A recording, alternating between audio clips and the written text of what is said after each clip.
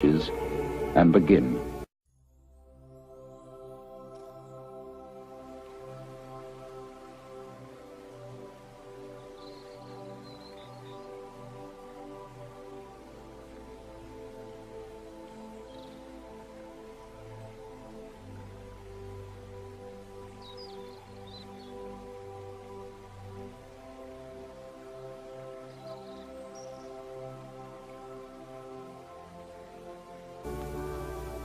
You were born of peasants, and your only richness was in your poverty.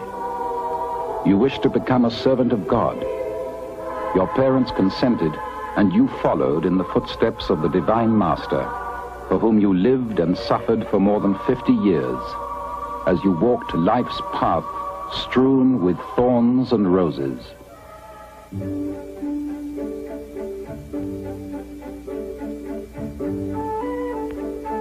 San Giovanni Rotondo on a feast day, high on Mount Gargano in the southern part of Italy, this small village has become world known because of the humble Capuchin monk Padre Pio, who lived here for 52 years.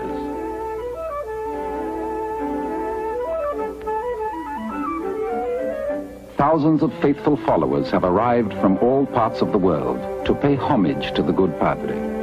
For many years in the past, these pilgrims traveled great distances just to spend a few days there, to attend his Mass, or to confess their sins and receive his blessing. Padre, how you have transformed this tiny village into an oasis of spiritual refuge and prayer. How many of your devoted we meet in front of the church of Our Lady of Grace. Men, women, youngsters, nuns, priests, and so many children with their parents who hurry in answer to your call. The little ones were always your favorites, and to them you gave your heart, your love, your blessings. The crowd is entering the church to attend High Mass, celebrated in your honor by an eminent cardinal. The choir raises its voice in prayer.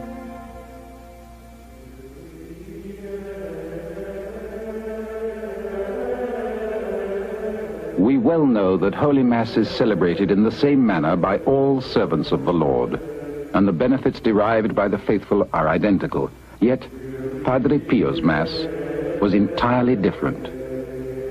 From the moment he entered the church at the sound of the bell, there was an electrifying effect and a moment of breathlessness. The praying crowd yearns to see him again, but in vain. He is gone. Suddenly the present seems to fade, and through memory we go back in time, and in our imagination we see Padre Pio again. As he approached the altar, compassion enveloped all those present as they knelt in reverence. From that moment, all eyes were on him as he became immersed in the divine mystery of the Last Supper.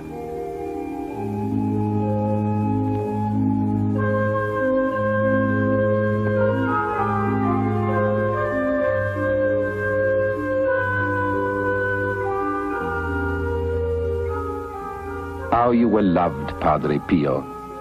The love offered to you was a universal love, a sublime love that was shown more intensely by the poor, the suffering, the sick, the dying.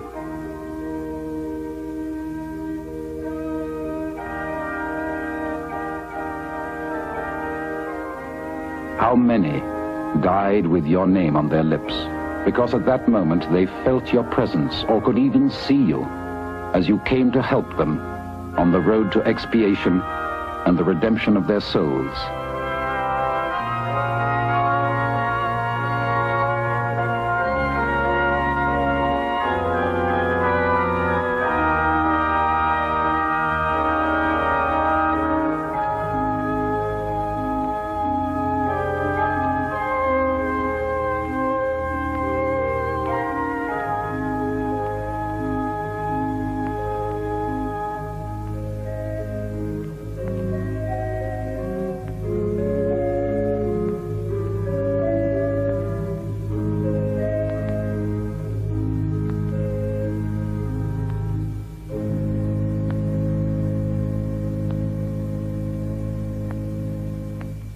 was a mystical fusion between the visible and the invisible. This was also shown when the blood from your wounds mingled in the chalice with that of Jesus Christ.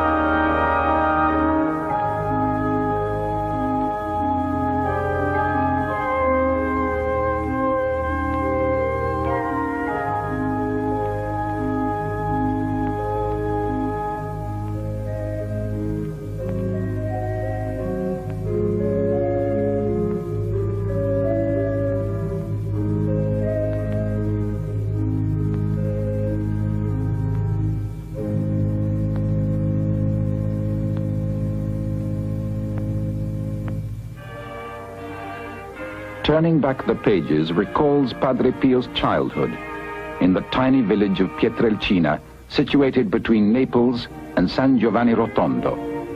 In this mountain countryside, untouched by modern times, Padre Pio was born on May the 25th, 1887. On that day, only God knew that there had come into the world his messenger of love and peace, and that one day he would relive the Calvary of Christ in a region blessed and protected by the Archangel St. Michael. The sandaled feet of a Capuchin monk softly thread their way towards a poor little house where he was born. His parents, Orazio and Giuseppina Forgione, were poor and illiterate, honest and religious. The day after his birth, he was baptized Francis at the Church of St. Mary of the Angels. At the age of 5, he vowed to St. Francis of Assisi, the stigmatized friar, he would follow his example. At the age of 12, he was confirmed. At 16, in a celestial vision, the young Francis saw the span of his future existence, and 5 days later, entered the convent in Morcone. The Franciscan guide enters the house, and with a sense of eagerness one begins to look and to ponder. Seeing this house, devoid of all furnishings, full of childhood memories, one feels in the air something that makes one gaze about everywhere. In this bare room, the chair, where his mother sat and mended the children's clothing, and next to it a rock, which many times served as a pillow for the boy practicing self-imposed penance to prepare himself for a life of sacrifice. Francis was a frail child. He suffered from debilitating fevers and already had signs of tuberculosis. He used to pray to the Madonna to guide his future. One night, Satan appeared to him in the form of a ferocious black dog. Terrified, the boy continued to pray, and the infernal apparition took flight. Young Francis graduated from grammar school at the age of 10. The following year, his father decided to emigrate to America. He said goodbye to his beloved family and went to help build Brogolino, Brooklyn in the Neapolitan dialect. There he would earn better wages and assist his faithful wife in bringing up the family with the expenses of the boy's studies for the priesthood. Beyond lies the vast green terrain of the Piana Romana, with the elm tree where young Francis took refuge to speak with Jesus. There he would meditate, make crosses from sticks, kneel on the rocky ground to recite the rosary. Reliving the past, we see the path where he walked as a child. Ahead of him lay a life of abstinence and obedience. The cobbled street leads to where Francis was baptized. How he must have felt when he left his birthplace to enter the service of the Lord. Farewell, old bell tower, whose sounds echoed through the woods and called me to prayer. Farewell.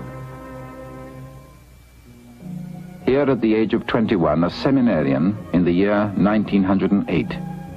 In the city of Benevento, he was ordained Padre Pio on August the 10th, 1910. In the year 1916, Padre Pio was sent to San Giovanni Rotondo, the church of Our Lady of Grace, as it stood isolated above the still peaceful valley. Here the saintliness of the young priest soon became known. Peasants and farmers brought the fruits of their labor and their animals to be blessed. The humble monk heard the sins of his penitents in a way no other priest had done. He brought peace to them, and soon lines were forming outside the convent. Even businessmen came to him and received his blessing for future projects.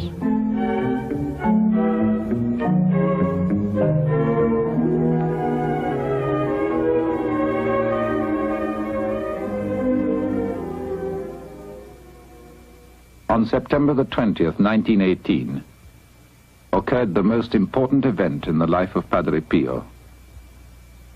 It was on that day that he received the 5 wounds of Christ crucified.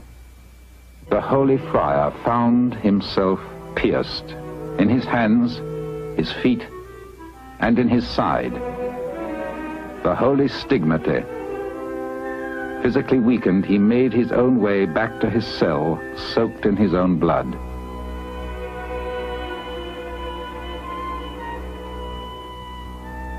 Mary is the inspiration of my hope. And thus,